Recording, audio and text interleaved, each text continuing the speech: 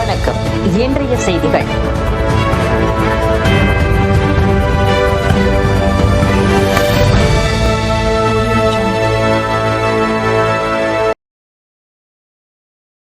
அண்ணாமலை நேர்மையான அரசியல்வாதியா என்று முன்னாள் அமைச்சர் செந்தில் பாலாஜி கேள்வி எழுப்பியுள்ளார். கோவை தெற்கு தொகுதியில் போட்டியிடும் திமுக வேட்பாளரும் மேற்கு மண்டல பொறுப்பாளருமான செந்தில் பாலாஜி சித்தாபுதூரில் ஆதரவு திரட்டினார். அப்போது செய்தியாளர்களை சந்தித்த அவர், கோவை தெற்கு தொகுதியில் செல்லும் இடங்களில் அடிப்படை வசதிகள் கோரியுள்ளனர்.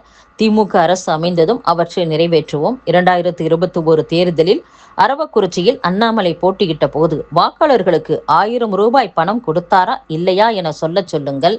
அவர் நேர்மையான அரசியல்வாதியா?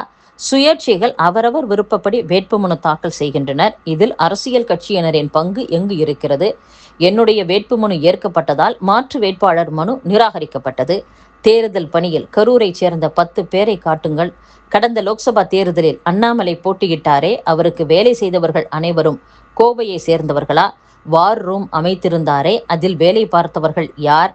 மெட்ரோ திட்ட அறிக்கையில் புள்ளி விபரம் சரியாக இல்லையெனில் திருப்பி அனுப்பி கூடுதல் தகவல் பெற வேண்டும். பல ஆண்டுகளாக நிலுவை வைத்துவிட்டு நிராகரிப்பது ஏன்? அதற்கு காரணம் மக்கள் தொகை குறைவு என்கின்றனர். இதைவிட மக்கள் தொகை குறைவாக உள்ள நகரங்களுக்கு மெட்ரோ திட்டம் கொடுத்திருக்கின்றனர். இதுவரை 5 தேர்தல்களில் போட்டியிட்டேன், 5லும் வெற்றி பெற்றேன். இது 6வது தேர்தல். என்ன செய்வோம், என்ன செய்திருக்கிறோம், இனி என்ன செய்ய போகிறோம் என்கிற நம்பிக்கையை ஏற்படுத்தி ஓட்டு சேகரிப்பதே எங்கள் இலக்கு என்று முன்னாள் அமைச்சர் செந்தில் பாலாஜி பேசியுள்ளார். பாஜக மேலிடத்தில் இருந்து வந்த அவசர அழைப்பை அடுத்து அக்கட்சியின் முன்னாள் மாநில தலைவர் அண்ணாமலை நேற்று இரவு சென்னையில் இருந்து தனி விமானத்தில் டெல்லி புறப்பட்டு சென்றுள்ளார். புதுச்சேரி மாநிலம் காரைக்காலில் பாஜக மற்றும் கூட்டணி கட்சிகளின் வேட்பாளர்களை ஆதரித்து அண்ணாமலை தேர்தல் பிரச்சாரத்தில் ஈடுபட்டிருந்தார். அவரை உடனடியாக டெல்லி புறப்பட்டு வரும்படி கட்சி மேலிடம் அழைத்தது. அதைத் தொடர்ந்து அண்ணாமலை நேற்று மாலை புதுச்சேரியில் இருந்து ஹெலிகாப்டரில் சென்னை விமான நிலையம் வந்தார். பின்னர் தனி விமானத்தில் இரவு 7:20 டெல்லி புறப்பட்டு சென்றார். பிரதமர் மோடி, உள்துறை அமைச்சர் அமித்ஷா ஆகியோரின் அழைப்பின் பேரிலேயே அண்ணாமலை டெல்லி சென்றதாகவும் அவருக்கு கட்சியில் முக்கிய பொறுப்பு வழங்கப்பட வாய்ப்புள்ளதாகவும் அவரது ஆதரவாளர்கள் தெரிவித்தனர்.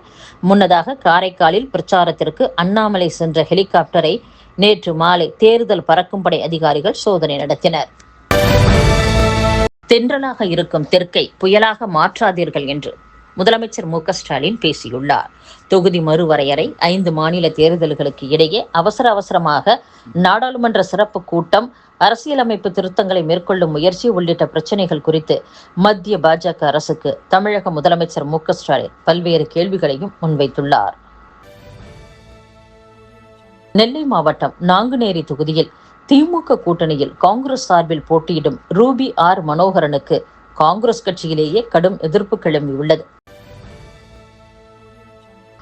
எடப்பாடி பழனிசாமி என்ற அசிங்கத்தை அரசியலில் இருந்தே துடைத்தெறிய வேண்டும் என்று முதலமைச்சர் மு.க.ஸ்டாலின் சீர்காழியில் பிரச்சாரத்தில் பேசியுள்ளார். எந்த கண்டென்ட்டும் இல்லாமல் கண்டதையும் பேசும் ஒரு எதிர்க்கட்சி தலைவராக பழனிசாமி வலம் வந்து கொண்டிருக்கிறார். நாள்தோறும் கருத்து கணிப்பு முடிவுகள் எல்லாம் வந்து கொண்டிருக்கிறது அல்லவா?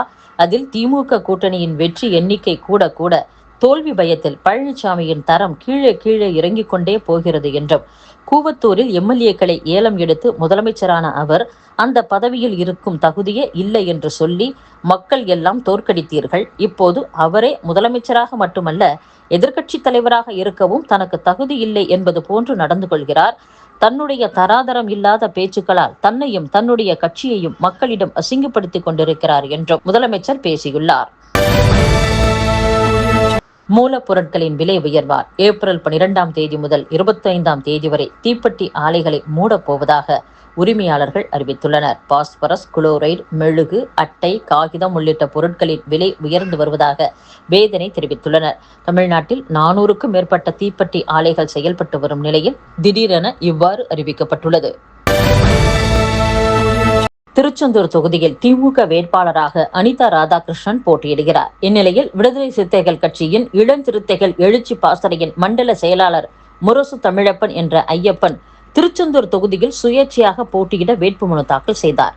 இந்நிலையில் விசிக தலைவர் திருமாவளவன் ஒப்புதலோடு மாநில தேர்தல் பணிக்குழு துணை பொதுச் செயலாளர் பாலாஜி வெளியிட்ட அறிக்கையில், முரசு தமிழப்பன் கட்சியின் கட்டுப்பாட்டை மீறியதாலும், கட்சியின் நற்பெயருக்கு களங்கம் விளைவிக்கும் வகையில் செயல்பட்டதாலும் பொறுப்பிலிருந்து 6 மாதம் சஸ்பெண்ட் செய்யப்படுகிறார் என்று தெரிவித்துள்ளார்.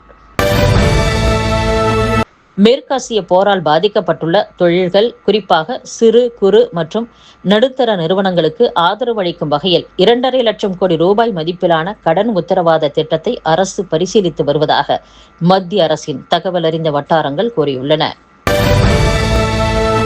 மேற்கு வங்க மாநிலம் கொல்கத்தா நகரில் தேர்தல் பிரச்சாரத்தில் ஈடுபட்ட மத்திய பாதுகாப்பு அமைச்சர் ராஜ்நாத் சிங் பேசும்போது, பாகிஸ்தானின் பாதுகாப்பு மந்திரி கவாஜா ஆசிப் தூண்டிவிடும் வகையிலான அறிக்கையை வெளியிட்டு இருக்கக்கூடாது. 55 ஆண்டுகளுக்கு முன்பு அவர்கள் விளைவுகளை சந்தித்தனர். பாகிஸ்தான் 2ஆக உடைந்தது என 1971ஆம் ஆண்டு நடந்த போரை குறிப்பிட்டு அவர் பேசினார். அதன் விளைவாக வங்காளதேசம் உருவானது. அவர்கள் வங்காளத்தின் மீது ஒரு கண் வைத்தால் இந்த முறை பாகிஸ்தான் எத்தனை பகுதிகளாக உடையும் என்று கடவுளுக்கு மட்டுமே தெரியும் என்று பேசியுள்ளார். இத்துடன் செய்திகள் நிறைவடைகின்றன. மீண்டும் நாளை சந்திப்போம். வணக்கம்.